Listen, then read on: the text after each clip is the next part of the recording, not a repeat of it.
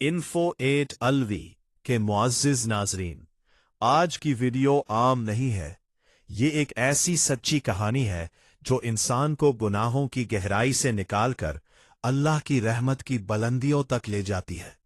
सोचें, एक शख्स जिसके हाथों 99 नहीं बल्कि 100 इंसान कत्ल हुए हो, क्या ऐसे इंसान की भी तौबा कबूल हो सकती है? आज का बयान आपके दिल को हिलाकर रख देगा। एक जमाना था, बनी इसराइल में एक शख्स रहता था। दिल सख्त, आंखों में रहम नाम की कोई चीज नहीं। कत्ल उसके लिए एक आम बात बन चुकी थी, यहां तक कि उसके हाथों 99 लोग कत्ल हो चुके थे। लेकिन फिर एक रात ऐसी आई जब उसका दिल बेचैन हो गया। खामोशी में उसने खुद से सवाल किया, क्या अल्लाह मुझे मुआफ करेगा या मेरे लिए अब कोई रास्ता नहीं? ये सवाल उसकी जिंदगी बदलने वाला था। वो एक इबादत गुजार शख्स आबिद के पास गया और पूछा, मैंने 99 कत्ल किए हैं, क्या मेरी तौबा कबूल हो सकती है?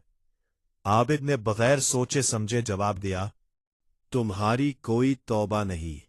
ये अल्फाज उसके दिल पर बिजली बनकर गिरे। गुस्सा, मायूसी और अंधापन, और फिर उसने उस आबिद को भी कत्ल कर दिया। अब गिनती मुकम्मल हो गई, 100 कत्ल। लेकिन हैरत की बात यह है, उसके दिल की आग फिर भी नहीं बुझी। वो फिर निकला, इस बार सच की तलाश में। आखिरकार वो एक आलिम दीन के पास पहुंचा और कांपती हुई आवाज में पूछा, मैंने 100 कत्ल किए हैं, क्या मेरी तौबा कबूल हो सकती है?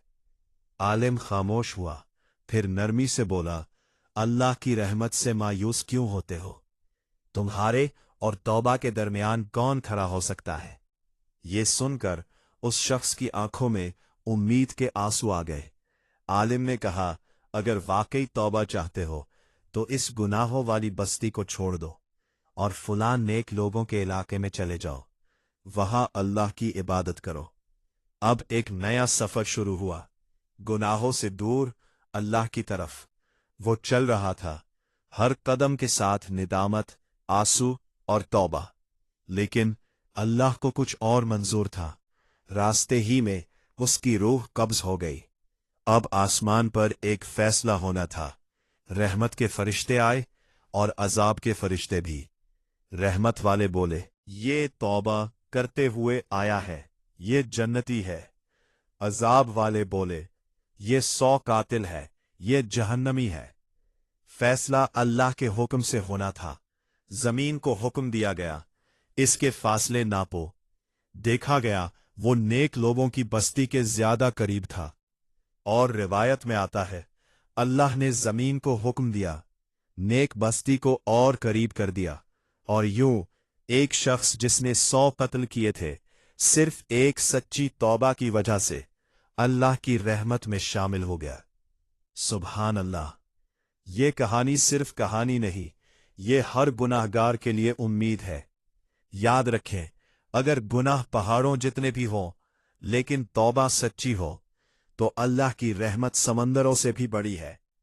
आखिर में, अगर ये बयान आपके दिल को छू गया हो, तो वीडियो को लाइक करें और इसे दूसरों तक जरूर शेयर करें।